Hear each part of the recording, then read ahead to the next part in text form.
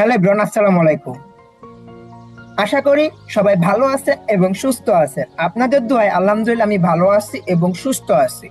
তো আমি একটা পোস্ট করেছিলাম যে নতুন একটা যাত্রা শুরু করতে যাচ্ছি।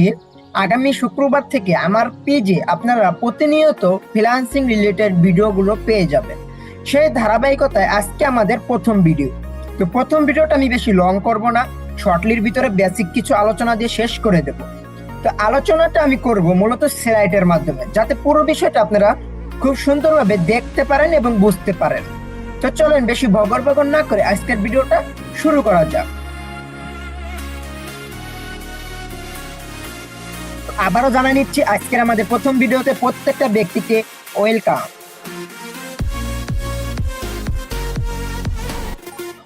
শুরুতেই আমরা ফ্রিল্যান্সিং কি কেন করবেন এই বিষয়টা নিয়ে আজকে আমরা পুরো একটা গাইডলাইন বা বেসিক একটা গাইডলাইন দেওয়ার চেষ্টা করব, আর আপনারা নেওয়ার চেষ্টা করবেন। A to Z freelancing guide পর্ব 1। প্রথমে আমরা চলেন জেনে নিই ফ্রিল্যান্সিং মানে কি।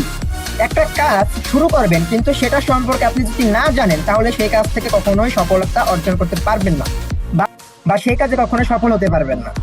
তো অবশ্যই আমাদেরকে জানা উচিত ফ্রিল্যান্সিং মানে কি। ফ্রিল্যান্সিং মানে হলো নিজের দক্ষতা দিয়ে অনলাইনে কাজ করে আয় করা, মানে নিজের একটা স্কিল দিয়ে অনলাইনে সেই স্কিলটা বিক্রি করে আয় করা। কোম্পানির চাকরি নয়, বরং ক্লায়েন্টের কাজ নিজের সময় অনুযায়ী। কথাটার মানে হলো কোম্পানির কোনো চাকরি না, ক্লায়েন্টের কাজ করবেন আপনি নিজের সময় অনুযায়ী। এখানে কোনো ধরাবাঁধা সময় নেই। স্বাধীনতা ইনকামের সুযোগ, এখান থেকে আপনি পুরো স্বাধীনতাটা পাবেন এবং ইনকামের করার সুযোগ পাবেন।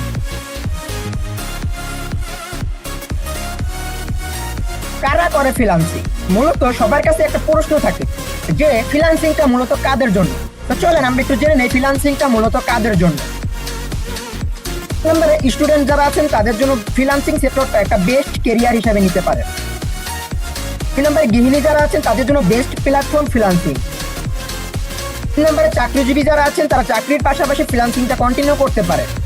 ফ্রিল্যান্সিং সেক্টর থেকে যদি আপনার কেরিয়ারটা তৈরি হয়, দেন তারপরে আপনি চাকরিটা ছেড়ে দিতে পারেন।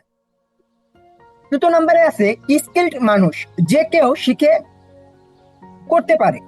কথাটা আমি একটু ক্লিয়ার করে দিই, যে কেউ শিখে করতে পারে মানে হলো ফ্রিল্যান্সিং সেক্টরে কাদের জন্য এটা কোনো নির্দিষ্ট কোনো ফিক্সড নাই যে আমি স্টুডেন্ট শুধুমাত্র আমার জন্য ফ্রিল্যান্সিং, বা আমি গৃহিণী শুধুমাত্র আমার জন্য ফ্রিল্যান্সিং। মূলত এরকম কোনো ফিক্সড নাই।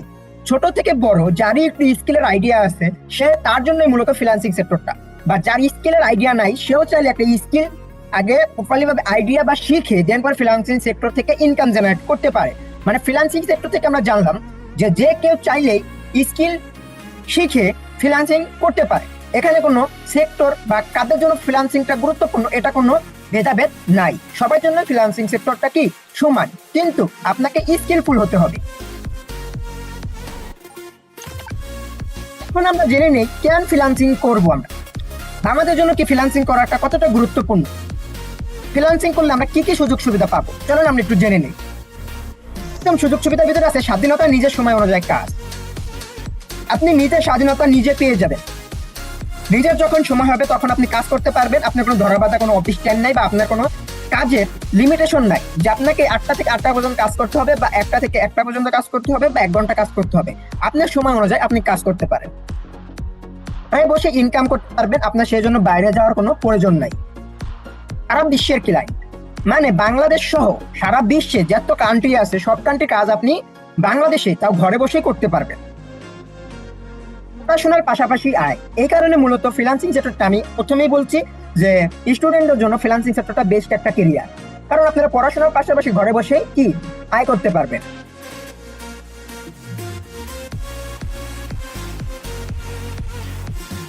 ভবিষ্যতে সম্ভাবনা কিরকম ফ্রিল্যান্সিংটা নিয়ে চলেন একটু জেনে নেওয়া যাক।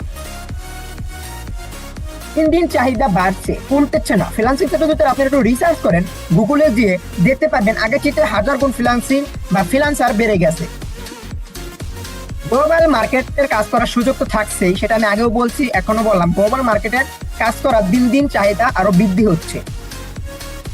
ইনকাম টাকার চেয়ে অনেক বেশি আয়। কথাটার মানে হলো আপনি ধরেন একটা কোম্পানিতে জব করেন, আপনার ফিক্সড একটা স্যালারি মাস গেলে আপনাকে দেওয়া হয়, সেটা হলো ধরেন 8,000 টাকা। এখন সেই 8,000 টাকায় যদি আপনি ফ্রিল্যান্সিং সেক্টরে এসে ডলারে ইনকাম করেন, $8,000 যদি আপনি ইনকাম করেন ফ্রিল্যান্সিং সেক্টরে এসে মাসে, তাহলে আপনি একটু ক্যালকুলেশন করে আমাকে জানাবেন যে কত হয়। বর্তমানে ডলার রেট আছে 122 টাকা করে। 8,000 গুণ 122 ক্যালকুলেশন করে আমাকে কমেন্টে জানাবেন যে আপনার মাসিক ইনকাম তাহলে কত এসে দাঁড়ালো। এর হিসাবে গড়ে তোলার সুযোগ, মানে ফ্রিল্যান্সিং সেক্টর থেকে আপনারা কেরিয়ার তৈরি করতে পারেন বা এখান থেকে আপনার কেরিয়ার কি গড়ে তুলতে পারেন। এই ভিডিওটা যেটা আমি প্রথমে বলে নিচ্ছি, একটু শর্ট করবো এবং বেসিক কিছু বিষয় জানার চেষ্টা করবো যেগুলো আমাদের জানা খুবই গুরুত্বপূর্ণ। তো সেইগুলো আমরা অলরেডি জেনে ফেলেছি। এখন আমরা একটু জেনে নিই যে আমাদের পরবর্তী যে ভিডিওটা আসবে সেই ভিডিওতে আমরা কি কি বিষয় শিখতে পারবো বা কি কি বিষয় আমরা জানতে পারবো। এখানে আমরা জানতে পারবো ফ্রিল্যান্সিং শুরু করতে কি কি দরকার। এটা মাস্ট বি একটা গুরুত্বপূর্ণ পয়েন্ট, আশা করি সবার কাছে একটা গুরুত্বপূর্ণ পয়েন্ট হবে। তো সবাই ভিডিওটা দেখার জন্য আমি অগ্রিম ইনভাইটেশন জানাই গেলাম যে সবাই পরবর্তী ভিডিওটা দেখবেন। বাস্তব উদাহরণ পেয়ে যাবেন আপনারা, যে বাস্তব উদাহরণ ফ্রিল্যান্সিং সেক্টর নিয়ে কিছু বাস্তব উদাহরণ থাকবে পরবর্তী ভিডিওতে। সঠিক যে যাত্রা শুরু করার কিছু গাইডলাইন থাকবে। আজকের ভিডিওটা ছিল এই পর্যন্তই। সবাইকে থ্যাংক ইউ সো মাচ শুরু থেকে শেষ পর্যন্ত ভিডিওটা দেখার জন্য।